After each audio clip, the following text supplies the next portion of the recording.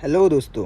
Warren Buffett, इन्हें तो सब लोग जानते हैं। उन्होंने अपनी लाइफ का पहला स्टॉक खरीदा था जिसका नाम था सिटी सर्विस कॉर्प। इस कंपनी का एक शेयर $38 में सेल हो रहा था, तो उन्होंने $114 से 3 शेयर्स खरीदे, जो उस टाइम पे उनकी पूरी सेविंग्स थी।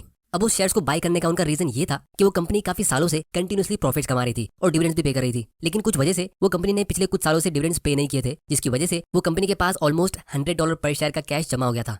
मतलब जितने रुपयों में वो कंपनी सेल हो रही थी, उससे ज्यादा कैश तो उस कंपनी के पास ऐसे ही रखा हुआ था। और यही वजह से वॉरेन बफे ने अपनी लाइफ की पूरी सेविंग्स उसमें इन्वेस्ट की। अब दोस्तों यहाँ पे गौर करने वाली बात ये है कि आज की तारीख में मेजॉरिटी लोग ऑलमोस्ट सभी जो अपनी 20s में होते, जो अपनी लाइफ का पहला शेयर खरीदते, तो वो स्टॉक मार्केट में बस यूं ही किसी के बोलने पे इन्वेस्ट कर देते या कोई एक दो सिंपल सा लॉजिक लगा के शेयर्स बाय कर लेते। जबकि आज की तारीख में हमारे पास स्टॉक मार्केट और इन्वेस्टिंग के बारे में सीखने के लिए कितने सारे फ्री के रिसोर्सेज अवेलेबल है, जैसे यूट्यूब, और हमारे पास टाइम भी बहुत होता है। जबकि वॉरेन बफे वो टाइम पे सिर्फ 11 साल के थे, तो वो एक जॉब भी कर रहे थे और स्कूल भी जाते थे। लेकिन फिर भी उन्होंने अच्छी रिसर्च करके और एक बहुत ही बढ़िया रीजन की वजह से स्टॉक में इन्वेस्ट किया और उससे अच्छा प्रॉफिट भी कमाया। तो हमें भी यहाँ से एक बहुत ही इंपॉर्टेंट लेसन सीखने मिलता है कि भले ही आपका इन्वेस्टमेंट अमाउंट कितना भी छोटा हो, आपको उसे एक राइट माइंडसेट से और पूरे ध्यान से इन्वेस्ट करना चाहिए। क्योंकि अगर आप उस सीड मनी को ही वेस्ट कर दोगे, यानी अपने बीज को, तो आप एक बहुत बड़ा ट्री कैसे ग्रो करोगे। तो इसीलिए जब आप उस छोटे से अमाउंट से पैसा अर्न करोगे, उसे खुद अपनी आंखों से ग्रो होते हुए देखोगे और लाइफ में छोटी छोटी सक्सेस अचीव करोगे, तभी आप आगे बढ़ोगे और फ्यूचर में बड़े अमाउंट को इन्वेस्ट करने का आपको कॉन्फिडेंस मिलेगा। तो इसीलिए आज हम ये जानेंगे कि आप अपना फर्स्ट 10 या 20,000 रुपीज कहाँ और कैसे इन्वेस्ट कर सकते हो, आपको इन्वेस्टिंग शुरू करने के लिए क्या माइंडसेट और स्ट्रेटेजी चाहिए, और एक्जैक्टली आप अपनी इन्वेस्टमेंट्स पिक कैसे करोगे, उसके हम कुछ वैल्यूबल लेसन सीखेंगे। तो ये दोनों चीजें हम एकदम सिंपल लैंग्वेज में आज की वीडियो में डिस्कस करेंगे। तो अगर आप अपनी 20s में हो तो ये वीडियो आपके लिए बहुत ही इंपॉर्टेंट होने वाला है, क्योंकि ये एक सवाल मुझे काफी लोगों ने पूछा है और ये एक बहुत ही बढ़िया बात है कि आप इन्वेस्टिंग को सीरियसली लेना चाहते हो। तो बिना वक्त बर्बाद किए हम शुरू करते हैं। तो दोस्तों, जिन लोगों के मन में एक सवाल आ रहा होगा कि एक छोटे से अमाउंट को इन्वेस्ट करने से हमारा क्या होगा, या हमें कितने अमाउंट से एक्चुअली में इन्वेस्टिंग शुरू करना चाहिए, तो उम्मीद करता हूं कि उनको अपना आंसर मिल गया होगा। क्योंकि हर एक बड़ा इन्वेस्टर एक टाइम पे छोटा ही था। जैसे हमने अभी डिस्कस किया, वॉरेन बफे जो आज $100 बिलियन के मालिक है, उन्होंने भी $114 से अपनी इन्वेस्टिंग की जर्नी की शुरुआत की थी। और राकेश झुनझुनवाला ने भी, जो आज 30,000 करोड़ रुपीज के मालिक है, उन्होंने भी अपना पहला इन्वेस्टमेंट सिर्फ $5,000 से शुरू किया था। और जब मैंने अपनी इन्वेस्टिंग की जर्नी की शुरुआत में एक छोटा सा अमाउंट सेव किया था और मुझे उसे इन्वेस्ट करना था, तो मैं भी वही सोच रहा था कि क्या मुझे उसे इन्वेस्ट करना चाहिए या थोड़ा और सेव करना चाहिए। और तब मैंने एक बुक रीड की थी जिसमें ऑथर कहते हैं कि मिडिल क्लास लोगों का माइंडसेट कुछ ऐसा होता है कि जब हमारे पास ज्यादा पैसा आएगा तब हम इन्वेस्टिंग करेंगे, लेकिन रिच लोगों का माइंडसेट ऐसा होता है कि जब हम छोटे अमाउंट को इन्वेस्ट करेंगे तभी हमारे पास ज्यादा पैसा आएगा। और इसीलिए रिच लोग अपनी लाइफ में बहुत सारा पैसा बनाते और पुअर माइंडसेट के लोग अपनी लाइफ में सिर्फ बहाने बनाते। अब ये मैं इसीलिए बोल रहा हूँ क्योंकि जब भी हम मिडिल क्लास के लोग पैसा कमाते तो बहुत ही कम लोग कुछ अच्छी खासी सेविंग्स करते, और उसमें से भी मेजॉरिटी लोग जो सेविंग्स करते, उनकी सेविंग्स हमेशा किसी बैंक अकाउंट में या एफडी में ऐसी पड़ी होती है जहां उन्हें सिर्फ 5 से 6% का इंटरेस्ट मिल रहा होता है। वो उससे एक्चुअल इन्वेस्टिंग नहीं करते, ये डर से कि कहीं वो उसे लूज ना कर दे, या शायद अभी उनके पास उतने पैसे नहीं है या उतनी नॉलेज नहीं है, एक्सेट्रा एक्सेट्रा। और फिर जब लोगों के पास ज्यादा पैसा आता है उनकी 30s और 40s में, तब उनको इन्वेस्टिंग की इतनी नॉलेज होती नहीं है, क्योंकि उन्होंने कभी अपनी 20s में एक छोटे अमाउंट से कभी इन्वेस्टिंग सीखा ही नहीं। तो आज अगर आपके पास सिर्फ एक छोटा अमाउंट है तो आप उसे एक अपॉर्चुनिटी की तरह ले सकते हो कि आपको इससे इन्वेस्टिंग सीखने मिल रहा है। क्योंकि अक्सर जब लोग अपनी 30s और 40s में पहुंचते और जब उनकी रिस्पॉन्सिबिलिटीज बढ़ जाती है, तो तब वो कम रिस्क लेने के लायक होते, क्योंकि उनको बहुत सारे एक्सपेंसेस कवर करने। तो घुमा फिरा के वो लोग सिर्फ वही एफडी और सेविंग्स प्लान में पैसा लगा देते, जिससे उनको बहुत ही कम प्रॉफिट मिलता है, और अच्छी खासी सेविंग्स करने के बाद भी वो लाइफ टाइम काम करते रह जाते, क्योंकि महंगाई तो हमेशा बढ़ती रहती है। जैसे रिसेंटली कोरोना वायरस की वजह से पूरी दुनिया की गवर्नमेंट ने बहुत सारे नोट्स प्रिंट किए, जिससे अब महंगाई और ज्यादा स्पीड में बढ़ रही है। सिर्फ पिछले 2-3 सालों में ही 10 ग्राम गोल्ड का प्राइस 30,000 से ग्रो होकर 50,000 के ऊपर जा चुका है। सेंसेक्स भी ऑलमोस्ट डबल हो गया है, मतलब ये भी ऑलमोस्ट 80 to 100% इंक्रीज हो गया है। लेकिन बहुत लोगों की सैलरी अभी भी वहीं की वहीं होगी और उनकी सेविंग्स भी उतनी होगी जहां उनको सिर्फ 8 से 10% का इंटरेस्ट मिला होगा। तो अगर आपके बैंक अकाउंट में एक छोटा सा अमाउंट भी है, जैसे 10,000 रुपीज, जिसकी आपको जरूरत नहीं है, तो आपको उसे फौरन काम पे लगा देना चाहिए, ताकि वो भी और ज्यादा मेहनत करता रहे, और सबसे इंपॉर्टेंट, आप फाइनेंशियल फ्रीडम की जर्नी की शुरुआत कर लोगे।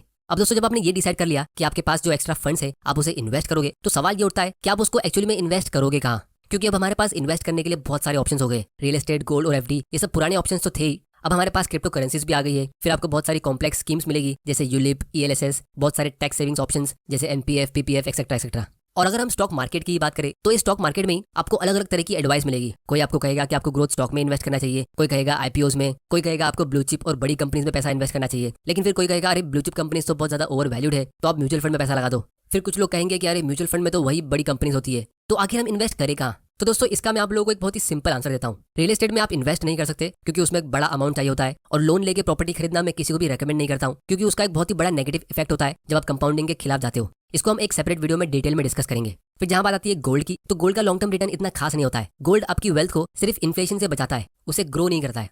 और जितनी भी पॉलिसीज होती है, जैसे यूलिप, गारंटीड इनकम प्लान या पीपीएफ, ये सब में आपको हमेशा 10% या उसके आसपास का ही रिटर्न मिलेगा। लेकिन स्टॉक मार्केट से आपको 10% से अच्छा रिटर्न काफी आसानी से मिल सकता है, और हर एक एक्स्ट्रा परसेंटेज पॉइंट पे आपकी वेल्थ लॉन्ग टर्म में बहुत ज्यादा स्पीड में ग्रो होगी। जैसे अगर आप किसी स्टॉक से 10% का रिटर्न कमाते हो, तो आपका 1 लाख रुपया 20 साल में 6.7 लाख रुपीज में ग्रो होता है। और अगर आपको 15% का रिटर्न मिलता है, तो आपका इन्वेस्टमेंट 16 लाख में ग्रो होता है। लेकिन अगर आप किसी स्टॉक से 20% का रिटर्न कमाते हो तो वही 1 लाख रुपया 20 साल में 38 लाख में ग्रो होता है। अब कुछ लोग कहेंगे कि ये 20% का रिटर्न कमाना स्टॉक मार्केट में बहुत ही मुश्किल होता है, इतना रिटर्न हम नॉर्मल लोग कैसे कमा सकते हैं। लेकिन दोस्तों, अगर आप स्टॉक मार्केट में बेसिक कॉमन सेंस और डिसिप्लिन के साथ इन्वेस्ट करते हो, तो अगर आपके पास स्टॉक मार्केट की कुछ खास नॉलेज नहीं भी है तो भी आप ये 20% का रिटर्न बहुत ही आसानी से कमा सकते हो। इसका मैं आप लोगों को एक रियल एग्जांपल देता हूँ। तो जब भी हम रियल एस्टेट में इन्वेस्ट करते हैं या एक अच्छा अमाउंट का गोल्ड खरीदते तो हम हमेशा लॉन्ग टर्म सोचते हैं, और फिर जब हम उसे खरीद लेंगे तो हम अपनी प्रॉपर्टी को 1-2 साल में बेचते नहीं है। हम ऐसा बहुत ही रेयरली सुनते हैं कि हमारे किसी रिलेटिव ने 50 लाख रुपए की कोई प्रॉपर्टी खरीदी और फिर 2 साल बाद 5 लाख रुपए का प्रॉफिट कमा के उसे सेल कर दिया। लेकिन जब बात आती है स्टॉक मार्केट की, तो यहाँ पे लोग किसी स्टॉक को 2-3 साल के लिए भी ईमानदारी से होल्ड नहीं करते, 10-20 साल तो बहुत दूर की बात होती है। तो इसीलिए यहाँ पे आपको ये डिसाइड करना है कि आपको अगर स्टॉक मार्केट में इन्वेस्ट करना है तो कितने टाइम के लिए। और अगर आप अच्छी क्वालिटी के ग्रोथ स्टॉक को लॉन्ग टर्म के लिए होल्ड करते हो तो आप उससे कोई भी प्रॉपर्टी के मुकाबले काफी अच्छा रिटर्न कमा सकते हो। अब इसका भी मैं आप लोगों को एक लाइव एग्जांपल देता हूँ। ये कंपनी है मैरिको, जो काफी फेमस कंपनी है, इनके प्रोडक्ट्स हम सभी यूज करते हैं। तो अगर आप इसका पिछले 20 साल का रिटर्न देखोगे तो आप देख सकते हो ये कंपनी ने अपने इन्वेस्टर्स को 11,000% का रिटर्न दिया है, मतलब ऑलमोस्ट 110 गुना। तो अगर हम इसका कंपाउंडेड एनुअल ग्रोथ रेट देखेंगे तो ये ऑलमोस्ट 24% का होता है। थोड़ी देर में मैं आप लोगों को कुछ टिप्स देने वाला हूँ कि आपको कैसे टाइप के स्टॉक्स पिक करने चाहिए। तो इसीलिए स्टॉक मार्केट में इन्वेस्ट करने का सबसे बड़ा बेनिफिट ये है कि यहाँ पे आप एक छोटे अमाउंट से भी इन्वेस्टिंग शुरू कर सकते हो और उस पे आप एक अच्छा रिटर्न भी कमा सकते हो, जो दूसरे इन्वेस्टमेंट्स में पॉसिबल नहीं है। तो इसीलिए आपको अपनी 20s और 30s में भले आपके पास एक छोटा अमाउंट भी क्यों ना हो, जैसे 5 या 10,000 रुपीज, उसे आपको अच्छी क्वालिटी के ग्रोथ स्टॉक या म्यूचुअल फंड में इन्वेस्ट करना चाहिए, क्योंकि आपके पास टाइम होता है कंपाउंडिंग के पावर को यूज करने के लिए। और फिर अपना टाइम आपको अपने करियर में यानी जॉब और बिजनेस में इन्वेस्ट करना चाहिए, ताकि आप ज्यादा से ज्यादा एक्टिव इनकम अर्न कर सको। और फ्यूचर में जब आपकी अच्छी खासी वेल्थ क्रिएट हो जाएगी तब आप डाइवर्सिफाई कर सकते हो रियल एस्टेट, गोल्ड और दूसरी जगह पे। तो दोस्तों, यहाँ तक उम्मीद करता हूँ कि आपको एक राइट माइंडसेट और स्ट्रेटेजी मिल गई होगी कि आपको अपना पहला इन्वेस्टमेंट कहाँ और किस तरह करना चाहिए। अब हम ये समझते हैं कि आपको कौन से टाइप के स्टॉक्स पे फोकस करना चाहिए, और मैं आप लोगों को कुछ टिप्स देता हूँ जिसे आप अगर फॉलो करोगे तो आप अपना लाखों का।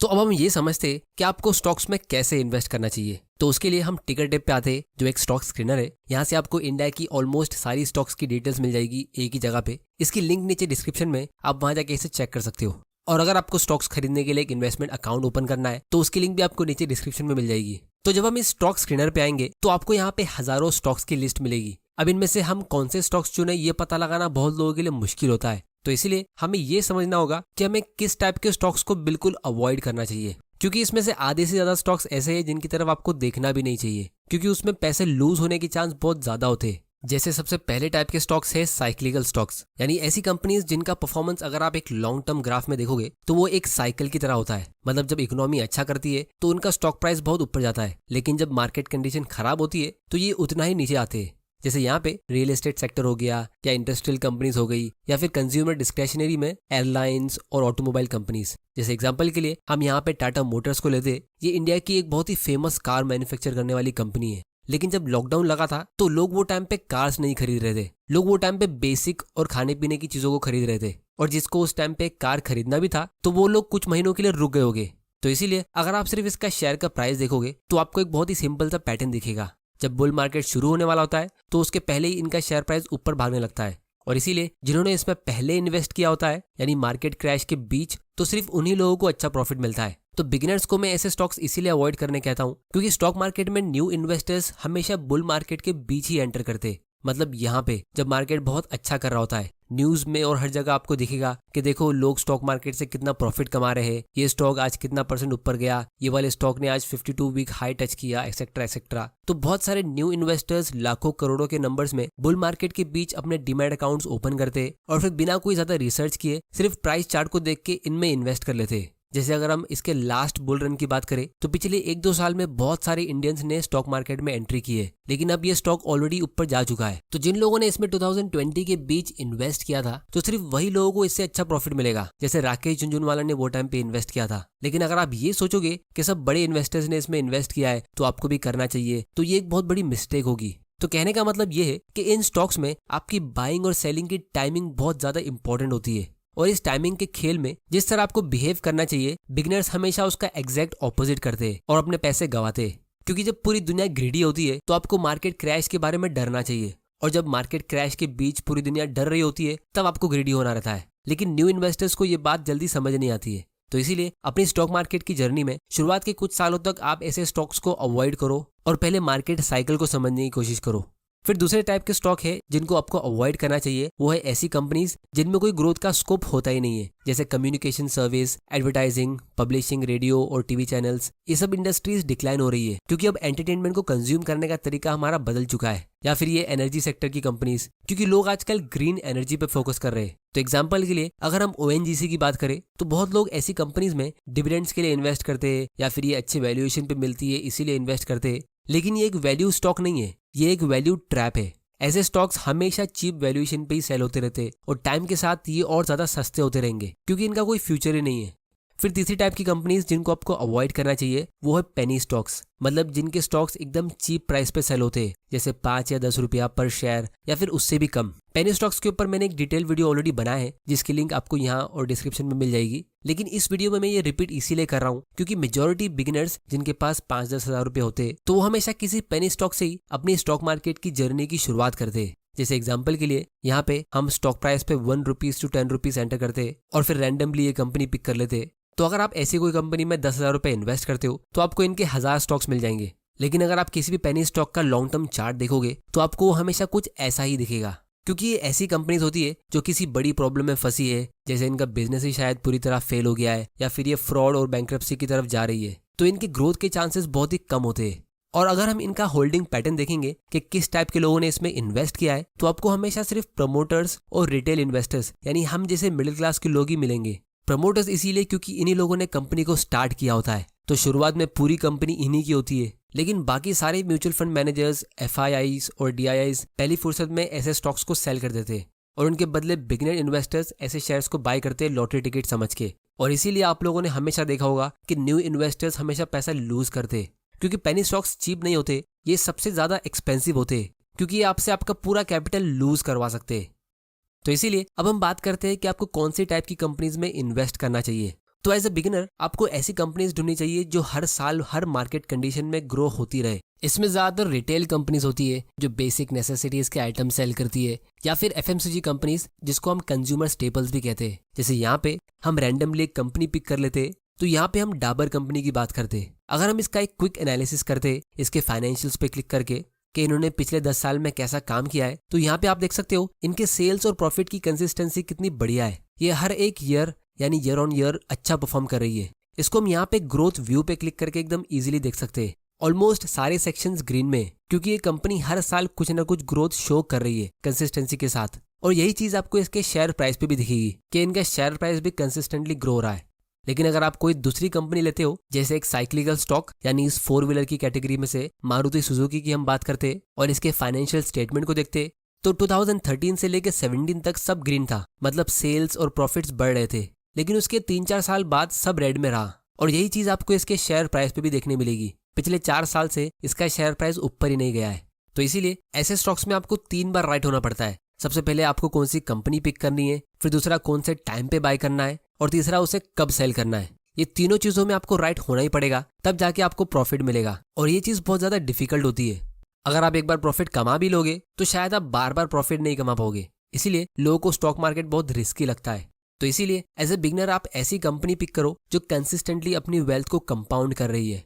जैसे अगर हम पिडिलाइट कंपनी की बात करें तो आपको इसका स्टॉक प्राइस भी एकदम कंसिस्टेंटली ग्रो होते हुए दिखेगा, क्योंकि इनका सेल्स और प्रॉफिट बिल्कुल वैसा ही कंसिस्टेंटली इंक्रीज हो रहा है, जिसकी वजह से इसकी इंट्रिंसिक वैल्यू बढ़ती जा रही है। तो ऐसी कंपनीज में आपकी एंट्री की टाइमिंग इतनी ज्यादा जरूरी नहीं होगी। अगर आप बुल मार्केट के टाइम भी इनमें इन्वेस्ट करते हो और थोड़ा सा ओवर पे करते हो, मतलब जैसे ही आपको मंथली सैलरी मिलती है तो आप कुछ हजार रुपया सिस्टमेटिकली इनमें लॉन्ग टर्म के लिए इन्वेस्ट करते रहते हो, तो बहुत ज्यादा चांसेस है कि आप लॉन्ग टर्म में प्रॉफिट कमाओगे ही, और अच्छा खासा प्रॉफिट कमा लोगे। क्योंकि यहाँ पे आपको 3 चीजों में राइट होने की जरूरत नहीं होगी कि आपको कौन सा स्टॉक बाय करना है, उसे कब बाय करना है और फिर उसे कब सेल करना है। आपको बस अच्छी कंपनी ढूंढनी है और उसमें हर महीने थोड़ा बहुत इन्वेस्टमेंट करते रहना है, जिससे लॉन्ग टर्म में आपके पास अच्छी खासी वेल्थ होगी। और बाकी टाइम आप कंपनीज को थोड़ा और डिटेल में एनालाइज करने में लगा सकते हो या अपनी नॉलेज को इम्प्रूव करने में। तो इसीलिए फाइनली मैं सिर्फ इतना ही कहूंगा कि स्टॉक के प्राइस को रोज देखने से आपको कुछ मिलेगा नहीं, आपका बस टाइम वेस्ट होगा और आप डिस्ट्रैक्ट रहोगे। उससे अच्छा ये होगा कि आप इन्वेस्टिंग के टाइमलेस प्रिंसिपल्स पे फोकस करो, ना कि शॉर्ट टर्म न्यूज और ट्रेंडिंग चीजों पे। तो टाइम वैल्यू ऑफ मनी क्या होता है, कॉम्पिटिटिव स्ट्रेटेजीज कैसी होती है, कंपनी के अकाउंट्स को हम कैसे रीड कर सकते हैं और कंपनी का वैल्यूएशन हम कैसे करते हैं, इन सब चीज़ों के बारे में आपको सीखना चाहिए। क्योंकि ये सब चीज़ें ऐसी है जिसे जान के आप एक अच्छे इन्वेस्टर तो बनोगे ही, लेकिन साथ में जब आप फ्यूचर में कभी बिजनेस स्टार्ट करते हो तो ये सब लेसन्स आपको उसमें भी काम आएंगे। और वॉरेन बफे भी यही कहते हैं कि I am a great investor because I am a great businessman and I am a great businessman because I am a great investor. क्योंकि हर इन्वेस्टर को एक अच्छे बिजनेस की तलाश होती है और हर बिजनेसमैन का उसके बिजनेस से मेन फोकस यही होता है कि वो कैसे उससे वेल्थ क्रिएट करे।